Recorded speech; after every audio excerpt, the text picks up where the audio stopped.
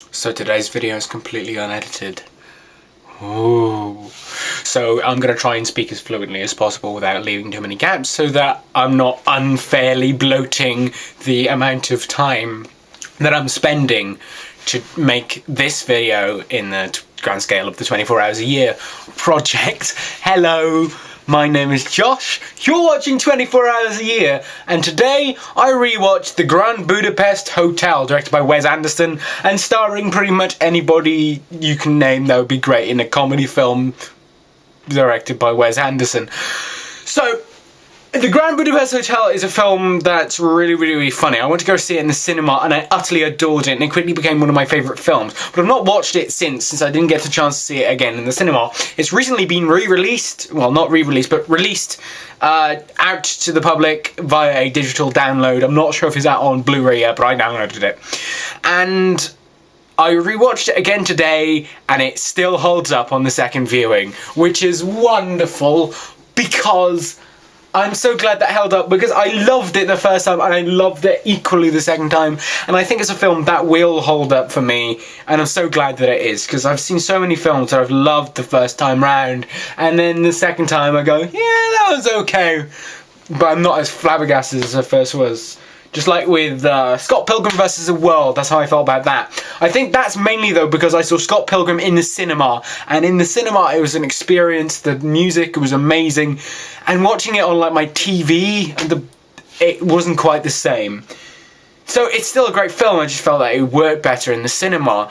The Grand Budapest Hotel, I think, works fantastically in the cinema, but I think does work equally well on the small screen also, because of the way it's done. It's done in a very grand but closed in, very tidy way, and that's what I like about it. It's a really funny, action-packed, hilarious film that I don't think I've seen anything of that kind before. I've not actually seen any other Wes Anderson films. I've been meaning to check out some of them. There are some on Netflix, but I don't know if they're any good. So I'm gonna have to watch some more Wes Anderson, and that's a thing that I want to do at some point. I'm going to Cardiff tomorrow. That'll be fun. We're going to see a film. I think we're going to see A Million Ways to Die in the West. Now, A Million Ways to Die in the West is Seth MacFarlane's new film. And I never thought I'd see the day where I'd see myself saying, wow, that new Seth MacFarlane film looks good. Because I sort of like went off Family Guy once I got over the age of 12. It's a very childish humour with an adult context. In the opposite way, it's very adult. The Simpsons is very adult humour and a childish, almost childish concept. And I think The Simpsons generally works out better than Family Guy. The Simpsons did everything first, and that's where the first 8 seasons of The Simpsons are masterpieces. And Family Guy, it has its moments of brilliance, but it sort of falls flat for me. I didn't really enjoy Ted, because Ted was basically Peter Griffin as a bear. And it was funny, I understand that it was funny, but it was, I think, even more dumbed down. It was the more standard Family Guy rather than brilliant Family Guy. And it's brilliant Family Guy you want for a film. So when I saw the trailer for A Million Ways to Die in the West, I thought, damn, this looks actually quite funny in the way it's set. It looks funny almost in the same way that I thought the trailers for Grand Budapest looked funny.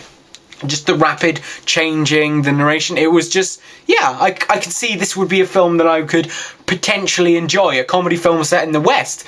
That's great. Carry On, what's it called? Carry On Cowboy, Back to the Future 3, great. Comedies in the West, really cool. And the cast is great. Seth MacFarlane, he is a really good actor. I will give him that. He's really good. He's fantastic with his voice, of course, but he is quite a good actor as well. And also it's got other people that I really like in it. It's got Liam Neeson as a bad guy in a Western in it. That's awesome.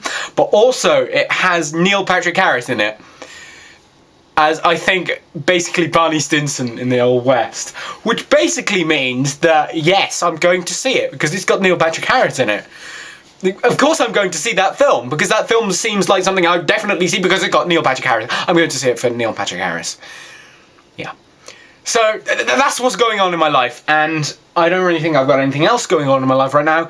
I'm going to see my girlfriend soon, and that's really fun and awesome, and I love that. But for now, that's all I've got to talk to you about. This has been a completely unedited video.